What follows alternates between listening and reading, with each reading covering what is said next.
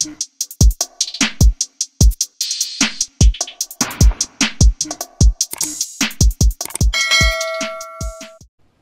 guys, it's me Quentin. Welcome back to my channel, and if you're new here, hope you enjoy. Today we're talking about self-confidence and how I gained that during quarantine, basically. So I started off this journey of self-confidence because I had gone through a breakup and my self-confidence was kind of rocky and really low. I also just felt really down about myself about other things like my grades and like how I felt like I wasn't doing good in school and like how I felt like I was a bad friend, etc. So I started my journey of self-confidence and rediscovery of that through journaling, basically. I journal almost every day. I write about different prompts. I write about my family. I write about my hopes, my dreams, my fears, my aspirations, etc. And that's what really started helping me get to the bulk of things and the nitty-gritty of things in my life and what I really want to focus on. I also started to just reflect more. Like, I started listening to podcasts and reading books. I'm currently reading Total Money Makeover by Dave Ramsey, and it's really good. I love it. I've also been watching YouTubers about self-confidence.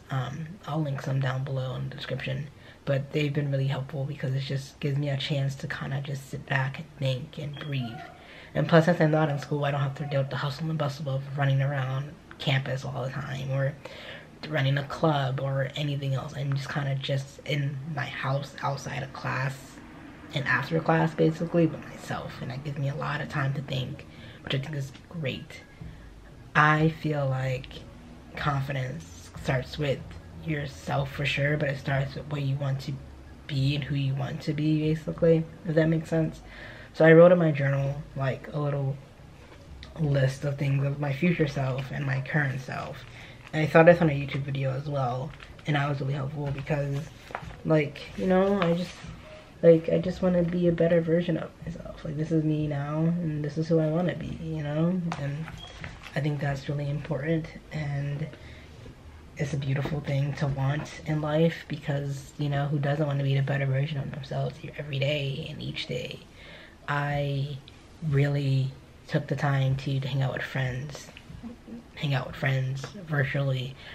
So we Zoom a lot, and we had really good discussions and talks just about, you know, what life is and how, you know, we've grown over time and how we've gone from like these kind of insecure, messy people to these more fleshed out, developed people, which I think we're always developing every day, no matter what, because each day you're different than the next.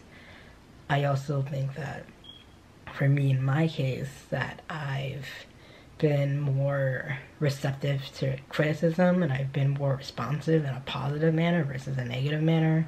So I try to look to the bright side of things, not in the sense of like I'm always an optimist, like everything's gonna be great, but more of a realistic person of like this situation is bad and that is acknowledged, but at the same time that does not reflect who I am or my character at all, because what other people do is out of my control, which is true. I can't control other people, and I had to learn to let go of that control because I thrive on controlling things in my environment, and if I can't, then I get like angsty.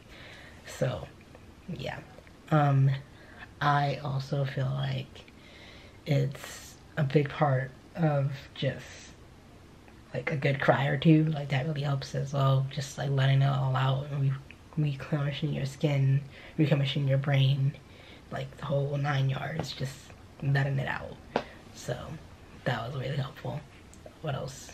I also just like started looking back at old journals too that I have, because I have this green one, but I have like 2 other ones and some on my laptop as well, and I just been reading through them and seeing how I've grown and seeing how I've changed, and went from like this like small timid high schooler to like this adult that knows who he is and knows what he wants in life. And it's like, I know I want to be a film director one day. I know I want to be a screenwriter one day. I know that I'm very humorous and I like making people laugh. I know that I can be extroverted in different scenarios and introverted in other scenarios. I know that math will never be my subject because I'm just not a math person. You know, I know these things about myself. I know other things besides the surface level things.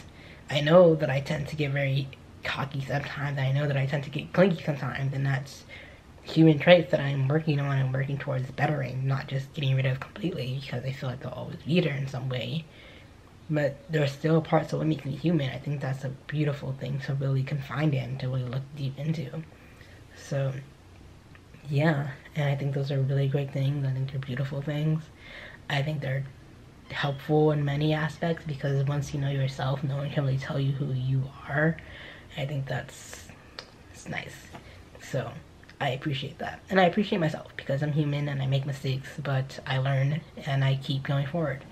I feel like the mistakes I've made in the past have hindered me in certain ways, but also just regrets I've had. Like, example, I didn't go to London. I thought that I wanted to go to Germany, and I still do want to go to Germany. But aside from that, I didn't go to London, and I regret that. So just little things like that that I feel like I've definitely reflected on and can let go of at this point, because it passed, it happened, but I've grown from it and learned from it, and now I know if I want to do something, to just do it and don't really question it. I've always had trouble questioning things and second guessing myself, and I feel like that's not helpful. So I'm gonna wrap this video up. So until next time, guys.